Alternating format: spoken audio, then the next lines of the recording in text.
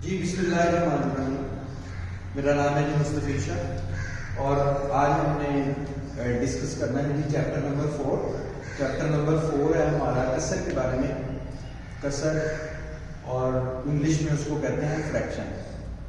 और ये मैं आपको बताता चलूँ कि हर दफ़ा बोर्ड के अंदर ये जो डेफिनेशन हैं कसर, वाजिब कसर, गैर वाजिब कसर, जुज़वी कसर, ये 4 वेरी इंपॉर्टेंट डेफिनेशन है और हर साल बोर्ड के पेपर के अंदर 1 या 2 इसको जरूर टच करते हैं। और इंग्लिश में अगर आप बात करेंगे तो कसर को हम कहेंगे fraction, proper fraction, improper fraction और पार्शियल फ्रैक्शन। ये डेफिनेशन जो है ना ये इंपॉर्टेंट है। आपने इनको आपकी जो पंजाब टेक्स्ट बुक बोर्ड की जो बुक है उसके आखिर में समरी के अंदर ये डेफिनेशन दी होगी, आपने इनको वहां से याद कर लेता हूं। तो मैं इनको एक्सप्लेन कर देता हूँ यहाँ पे। जी कसर क्या होता है? कसर 2 नंबरों के दरमियान में निस्बत, यानी कि 2 नंबरों को बटा में ओवर में लिख दे तो उसको हम कसर कहते हैं। मिसाल के तौर पर 4/5, तो इसको हम कसर कहते हैं। अब यहाँ पर 2 चीजें, ऊपर इसको हम कहते हैं जी शुमार कुनिंदा और इसको हम कहते हैं जी मखरज या नस्ब नुमा भी कहते हैं। ये 2 नाम है इसके। शुमार कुनिंदा कहते हैं और इसको मखरज कहते हैं। यानी कि ये है जी आपका शुमार कुनिंदा, जिसको इंग्लिश में कहते हैं न्यूमरेटर n of x बटे, और नीचे इसको हम कहते हैं जी मखरज। नीचे वाली रकम कहते हैं मखरज, और इसको कहते हैं डिनोमिनेटर और नोमिनेटर। यानी कि 2 कसीर रकमें होंगी, न्यूमरेटर और डिनोमिनेटर, उनको बटा की शक्ल में लिख दिया गया है, उसको हम कसर बोलते हैं। अब कसर की 2 किस्में हैं। एक होती है वाजिब कसर। वाजिब कसर को इंग्लिश में हम कहते हैं जी प्रॉपर फ्रैक्शन। इंग्लिश में कहेंगे प्रॉपर फ्रैक्शन। और एक होती है जी गैर वाजिब कसर। गैर वाजिब कसर, इसको इंग्लिश में कहेंगे जी इम्प्रॉपर फ्रैक्शन।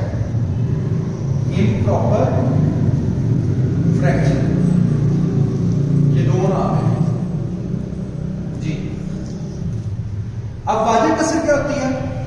वाजिब कसर होती है जिसमें शुमार कुनिंदा में x की कीमत जो है वो छोटी होती है और मखरज में x की कीमत जो है वो बड़ी होती है। यानी कि पॉलिनोमियल न्यूमरेटर में उसकी x की वैल्यू छोटी होगी और डिनोमिनेटर में x की वैल्यू बड़ी होगी। मैं मिसाल देता हूँ जी, यहां से आपको समझ आएगी। मिसाल के तौर पर x की पावर 2 ओवर x की पावर 3।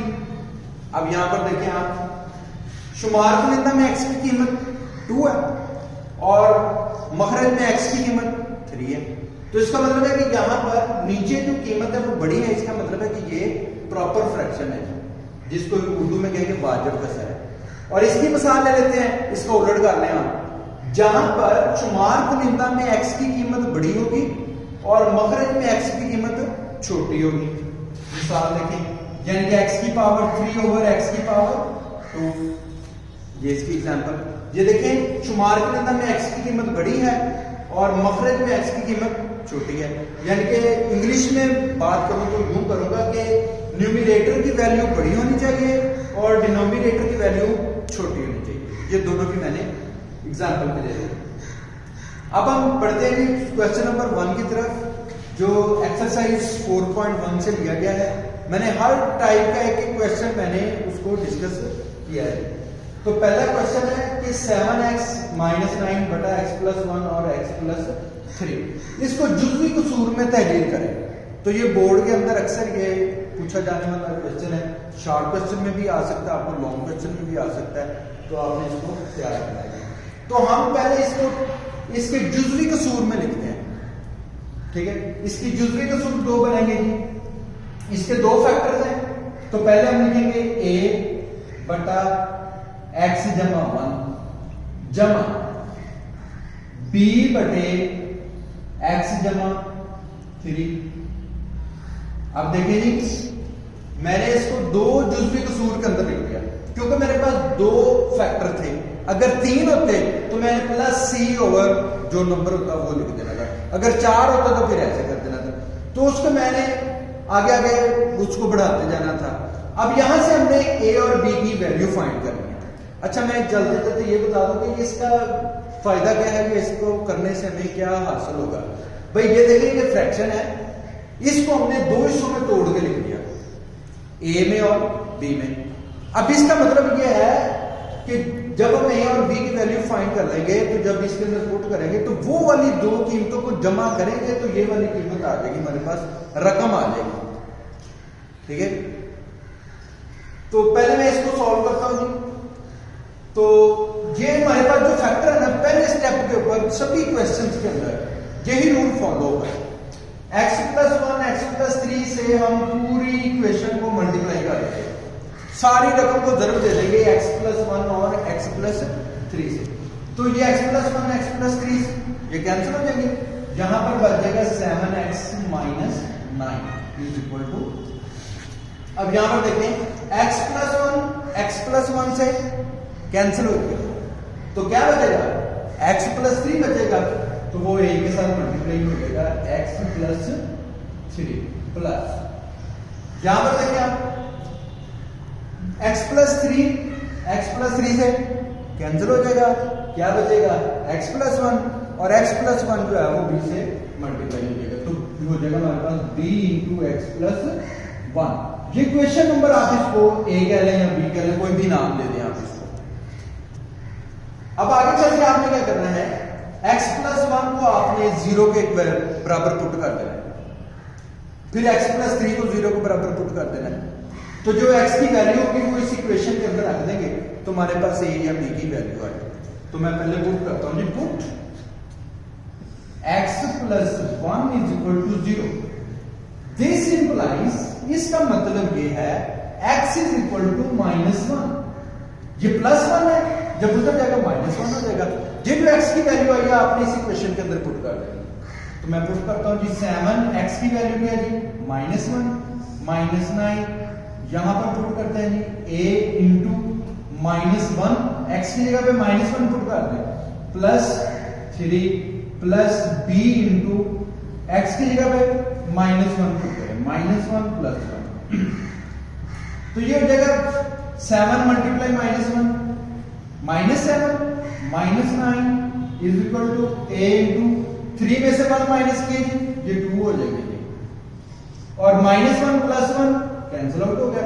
जब ये 0 हो गया तो 0 b के साथ मल्टीप्लाई होगा तो क्या हो जाएगा भाई, 0 हो जाएगा। तो यहां पर -7 और -9 जब अलामतें एक जैसी होगी तो वो आपस में जमा हो जाएंगी, ठीक है। अगर अलामतें उलट होगी, मसलन इधर माइनस है जमा है, तो वो आपस में माइनस हो जाएगी, ठीक है। तो ये हो जाएगा -16 और 2 इधर ज़रब खा रहा है जी, a के साथ उधर जाके तकसीम हो जाएगा, डिवाइड हो जाएगा, तो ये हो जाएगा -16/2। अब 2 8 16, तो a का जवाब आ गया जी हमारे पास -8। देंगे एक वैल्यू हमारे पास फाइंड होगी। अब हम क्या करते हैं, अब हम पहले x + 1 हमने 0 के बराबर पुट किया, अब मैं x + 3 0 के बराबर पुट करूंगा, तो जो x की वैल्यू आएगी वो इस इक्वेशन के अंदर रख दूंगा, तो हमारे पास b का आंसर आ जाएगा। पहले a का आ चुका है, वो फिर b का आंसर आ जाएगा, वो फिर हम a और b की जगह पे लगा देंगे, हमारा क्वेश्चन सॉल्व हो जाएगा जी। तो अब मैं करता हूं कि पुट x + 3 = 0, तो x = -3। अब जहां जहां पे x लिखा हुआ है वहां पे -3 लगा दें। 7 × -3 - 9 = a × -3 + 3 प्लस b × -3 + 1। x की जगह पे मैंने -3 लगा दिया सभी इक्वेशन में।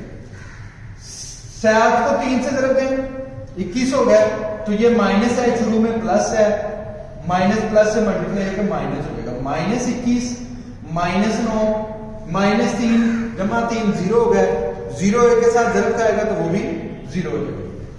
तो तो आगे जी बी -3 में से 1, -3 + 1। अब यहां पर देखें अलामतें उलट है ना, तो ये माइनस हो जाएगी। अगर एक जैसे हुई तो जमा हो जाएंगे। अब 3 में से 1 माइनस करें, 2 आ गया। तो जिसकी अलामत बड़ी होगी अलामत वही आएगी, जिसके वोट ज्यादा होंगे ना हुकूमत भी उसकी बनेगी। ठीक है जी। तो ये माइनस के 2 आ गए। अब -21 और -9 कितने हो गए जी? अब देखिए लामतें एक जैसी हैं, लामतें एक जैसी है तो जमा हो गए। -21 और -9 ये माइनस के 30 हो गए और ये -2। यहां पर देखें आप, ये -2 बी के साथ क्या अमल कर रहा है जी? ज़रब खा रहा है। इधर आके तकसीम हो जाएगा तो ये हो जाएगा माइनस माइनस से कैंसिल हो जाएगा जी। तो बी का आंसर आ गया हमारे पास 2, 15, 30 होते हैं। बी का आंसर 15। अब ले हमारे पास कितने मुतगय्यर थे? 2, ए और बी। भाई ए का भी आंसर आ गया, बी का भी आंसर आ गया। अब इनका जो आंसर आया है वो इसी मसलात में पुट कर दें, आपका आंसर आ गया जी। अब ए का आंसर आया हमारे पास -8 बटे x जमा 1 जमा बी का आंसर आया जी हमारे पास 15 बटे x जमा 3। ये जवाब आ गया। अब चलते चलते मैं आपको ये बात बताऊं, इन दोनों कसरों को आप जब जमा करेंगे ना, ये इनको कहते हैं जुज़वी कसूर। इन दोनों को जमा करेंगे ना तो हमारे पास ये रकम आ जाएगी। अगर आप इम्तिहान के अंदर बैठे हुए हैं, आपने देखना कि मेरा सवाल सही है या गलत है, आप इन दोनों को जमा करें, दोनों को जमा करें। जो इसका आंसर आएगा, अगर उसका आंसर भी हमारी रकम के बराबर हुआ जो रकम थी, तो इसका मतलब हमने क्वेश्चन सही सॉल्व किया है। अगर उसके बराबर ना हुआ तो इसका मतलब हमारा क्वेश्चन गलत है। अब हम बढ़ते हैं जी क्वेश्चन नंबर 2 की तरफ। ये क्वेश्चन जो है ये एक्सरसाइज 4.2 से ये क्वेश्चन नंबर 2 लिया गया जो आपके नोट्स के ऊपर दिया गया। अब इस क्वेश्चन में आप देखें पहले क्वेश्चन से डिफरेंट है, क्योंकि वहां पर जो क्वेश्चन दिया था वहां पर x की पावर 1 थी और सारे का स्क्वायर नहीं था, यानी कि वो सिर्फ लीनियर थी। और ये जो यहां पर जो फैक्टर्स दिए गए हैं ये लीनियर भी है। लीनियर को उर्दू में कहते हैं यकदर्जी। यकदर्जी वो होता है जिसमें x की ताकत 1 होती है और उसका मरब्बा है। पहले जो एक्सरसाइज थी उसमें सिर्फ यकदर्जी थी, उसका मरब्बा नहीं था। ये दोनों में पहचान है, पहचान भी साथ आपको बता रहा हूं कि ये यहां पर लीनियर भी होगी और उसका मरब्बा भी होगा, यकदर्जी भी होगी और उसका मरब्बा भी होगा। अब जो मरब्बा है ना, आपने उसको किस तरह से डील करना है? पहले आपने उसको बगैर स्केयर के लिखना है एक दफा, और एक दफा आपने उसको स्केयर के साथ लिखना है। ठीक है, यानी कि इसको हम लोग 2 हिस्सों में लिखेंगे, एक दफा ए के साथ लिखेंगे और एक दफा बी के साथ, क्योंकि ये 2 फैक्टर्स है ना। यहां पर देखिए स्केयर दिया गया है, स्केयर का मतलब है हमने इसके 2 फैक्टर्स बनाने हैं, ये 2 रकमें हैं, तो हमने इसको लिखेंगे a बटा, बाकी सारा क्वेश्चन सारा मेथड सेम है जो हम पहले कर चुके हैं, सारा वही मेथड है। सिर्फ आप 2 सवाल सीख लेंगे, सिर्फ एक फैक्टर बनाने सीख लेंगे, तो बाकी सारे क्वेश्चन का मेथड सेम होगा। आप पूरा चैप्टर आसानी से कर लें, सिर्फ एक सवाल आप अच्छे तरीके से समझें जी। तो यहां पर ये हो गया a का फैक्टर हो गया x जमा 2, यानी कि बगैर स्क्वायर के हम लिखेंगे, और एक दफा मैंने कहा स्क्वायर के साथ लिखेंगे जमा b बटा x जमा 2 का स्क्वायर जमा c बटे x जमा 3। नहीं, अब हमने क्या किया था पिछले एक्सरसाइज में, अगर आप देखेंगे तो सारे ये जो फैक्टर्स हैं इसके साथ मैंने सारी रकम को, सारी इक्वेशन को मैंने ज़रब दे दी। तो इसके साथ जब ज़रब देंगे ये तो आपस में ही कट देंगे, तो ऊपर वाला बच जाएगा, तो ये हो जाएगा x की 2 जमा 7x जमा 11, ये बराबर आ गया। अब यहां पर देखिए आप x जमा 2 से कट गया, भाई एक दफा कटा ना, तो एक दफा तो बच गया, तो ये हो जाएगा x जमा 2 एक दफा बच गया, एक दफा कट गया, तो बाकी बच गया x जमा 2 और x जमा 3 जमा b इंटू, अब ये देखिए x जमा 2 का स्क्वायर है, ये भी 2 दफा है, ये भी 2 दफा है, ये दोनों आपस में कर देंगे, 2 2 दफे कर देंगे, तो क्या बचेगा x जमा 3 बचेगा। तो x जमा 3 जमा c इंटू x जमा 3 से कट गया, x जमा 3 से कट गया, क्या बच गया x जमा 2 का स्क्वायर बच गया, x जमा 2 का मरबा बच गया, और इसको हम क्या देते हैं जी इक्वेशन ए। अच्छा अब हम क्या करते हैं, इन दोनों को आपस में मल्टीप्लाई करेंगे और ये जो स्क्वायर है ये ओपन कर देंगे, ये एक नई चीज आएगी इस क्वेश्चन के अंदर जी। ये हो गया x की 2 जमा 7x जमा 11 बराबर आ गया जी a इंटू, अब इसको दरब देने का तरीका ये है कि x को x के साथ दरब देंगे तो x का स्क्वायर हो जाएगा जी, ये x की पावर 2 हो गई, जमा अब x को 3 से दरब देंगे 3x हो जाएगा, 2 को x के साथ दरब देंगे 2x हो जाएगा, 3 और 2 5x हो गए, 5x जमा 3 दरब 2 6 हो गए जी, जमा b इंटू x जमा 3 जमा c इंटू x जमा 2 का स्क्वायर, भाई a जमा b का स्क्वायर क्या होता है, a की 2 जमा 2ab जमा b की 2। अब ये आपके पास a आ गया, ये आपके पास b आ गया, a की 2 का मतलब है x की 2 जमा 2ab 2ab 2 दरब 2 4 4 दरब x 4x हो गया जी, जमा 2ab हो गया, ये 4x हो गया, जमा b का स्क्वायर, ये हमारे पास दूसरे नंबर पे जो रकम है वो b है, तो 2 का स्क्वायर कितना हो गया जी 4 हो गया ये। अब मैं a और b को अंदर जरब दे देता हूं, तो ये हो गया x की 2 जमा 7x जमा 11, ये हो गया, अब a को अंदर जरब दे दे, ये हो गया जी ax की 2 जमा 5ax जमा 6a जमा bx जमा 3b जमा c x की 2 जमा 4cx जमा 4c। अच्छा यहां पर आप बच्चे एक चीज का सवाल कर रहे होंगे कि सर ये आपने ना पहले आपने 5 लिखा है फिर a लिखा है फिर x लिखा है, भाई मैंने तरतीब लगा दी, पहले आप नंबर लिखेंगे 5 लिखेंगे, फिर उसके बाद a आता है, a को लिख दें, फिर उसके बाद x एंड पे आता है, मैं x को एंड पे लिख रहा हूं। ये आपके पास इक्वेशन नंबर 2 आ गई या b कह रहे हैं, इक्वेशन नंबर b कह रहे हैं, 1 2 कर लेंगे क्योंकि यहां पर abc यूज हुआ है, तो मैं इसको 1 कर देता हूं, इसको 2 कह देता हूं जी। अब वही पुराने वाला मेथड कि हमने सबसे पहले x प्लस 2 की वैल्यू 0 के बराबर पुट करनी है, ठीक है, तो जो वैल्यू आएगी x की वो इक्वेशन नंबर a में लगा देंगे, 1 में लगा देंगे।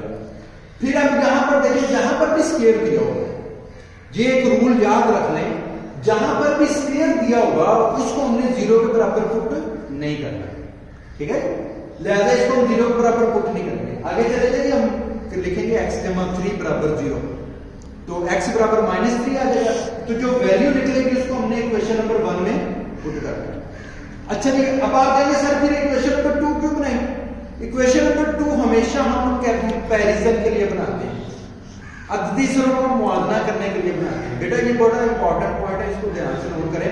अक्सर बच्चे यहाँ पे गलती करते हैं, वो x की वैल्यू इसमें पुट कर देते हैं तो गलत होता है। हमेशा याद रखें, जब भी आपने x की वैल्यू पुट करनी है वो आपने इक्वेशन नंबर 1 के अंदर पुट करनी है, और जब आपने मुआवजा करना है, कंपैरिजन करना है, तो उस वक्त आपने इक्वेशन नंबर 2 यूज करना है जी। ये हमने इंपॉर्टेंट चीज थी जो आपको बता दी जी। आप चलते हैं आगे, अब यहां पर पुट करेंगे x प्लस 2 बराबर 0, ठीक है, तो पुट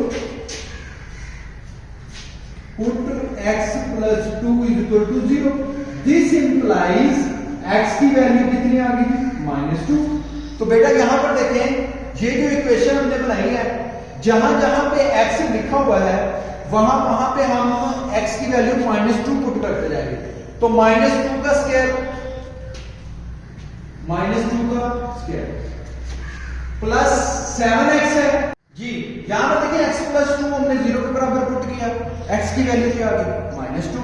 तो इस इक्वेशन के अंदर हमने पुट कर दी, ये इक्वेशन के अंदर x का स्क्वायर है, तो x की वैल्यू क्या है -2 का स्क्वायर प्लस 7 इंटू x की जगह पे -2 जमा 11 जमा a इंटू -2 जमा 2। भाई x की कभी -2 लगाते हैं, जो सिंपल, जो इधर -2 प्लस 1, यहां पे -2 प्लस 3, तो यहां पर x की वैल्यू मैंने -2 प्लस 2 और फिर -2 plus 3 plus b into -2 plus 3 plus c into -2 plus 2 का स्क्वायर जी। -2 का स्क्वायर क्या होता है जी 4 होता है। भाई माइनस का स्क्वायर प्लस हो जाएगा, माइनस को माइनस से जड़ दोगे प्लस हो जाएगा, तो 2 का स्क्वायर 4 होता है, 4 और जमा माइनस से जड़ आ गए, माइनस होगी 7 जड़ दो 14 जमा 11 बराबर आ गया जी। यहां पर देखिए -2 जमा 2 0 हो गया जी। अब जो 0 हो गया तो ये a के साथ जड़ खाएगा, तो ये सारा ही 0 हो गया, ठीक है। जमा b इंटू -2 जमा 3 में से 2 माइनस करें 1 हो जाएगा, तो b इंटू 1 और यहां पर देखिए आप -2 जमा 2 क्या हो जाएगा 0 हो जाएगा। ये 0 c के साथ जड़ खाएगा भी 0 हो जाएगा। तो यहां से हम इसको सॉल्व कर लेते हैं। अब जमा वाले रेट में पहले हल कर रहे हैं, जमा के 4 जमा के 11 11 जमा 4 15 हो गया जी। 15 में से 14 माइनस करें 1 आ गया, तो b के साथ a की तरफ आ रहा है, तो बस यही आपका आंसर आ गया जी, b जी। पहले हमने x + 2 पुट किया 0 के बराबर। भाई मैंने पहले बताया था जहां पर स्क्वायर दिया होगा उसको हमने 0 के बराबर पुट नहीं करना। अब x + 3 को 0 के बराबर पुट करना है, पुट x जमा 3 = 0। इसका मतलब हुआ x बराबर -3 के, x बराबर आ गया हमारे पास -3। तो इस इक्वेशन के अंदर जहां जहां पे x दिया हुआ है वहां पे -3 पुट करते जाएंगे। तो x का स्क्वायर है तो हो जाएगा -3 का स्क्वायर जमा 7x, x की जगह पे -3 जमा 11 बराबर आ गया जी। यहां पर देखिए आप, यहां पर जब x की वैल्यू पुट करेंगे आप -3 जमा 3 0 हो जाएगा, तो ये सारा ही 0 हो जाएगा। यहां पर देखिए हम -3 जमा 3 0 हो जाएगा, तो ये सारा ही 0 हो जाएगा। तो यहां पर वैल्यू पुट करने की जरूरत नहीं है, ठीक है। अब यहां पर देखिए -3 + 2 ये 0 नहीं होगा, यहां पे पुट कर दे c * -3 + 2 का स्क्वायर जी। माइनस का स्क्वायर क्या हो गया जमा और 3 का स्क्वायर 9। ये देखिए जमा माइनस तरफ आ गया -21 जमा के 11 बराबर आ गया जी c * -3 जमा 2, 3 में से 2 माइनस कर 1 आ गया, माइनस का 1 आ गया, क्योंकि जो बड़ी रकम होगी उसके साथ अलामत हुई है जी।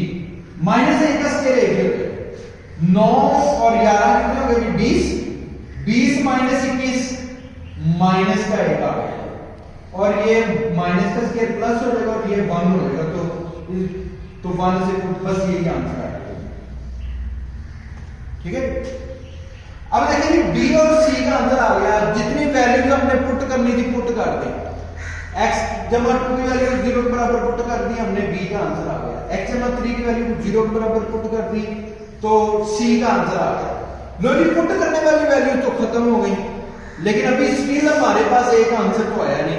तो भाई ये जो मसवात नंबर 2 बनाई है, ये हमने जो पहले बनाई थी, तो ये हमने इसीलिए बनाई है। तो यहां पर आपने क्या करना है, x की 2 के अदिशरों का मुआवजा करना है, ठीक है।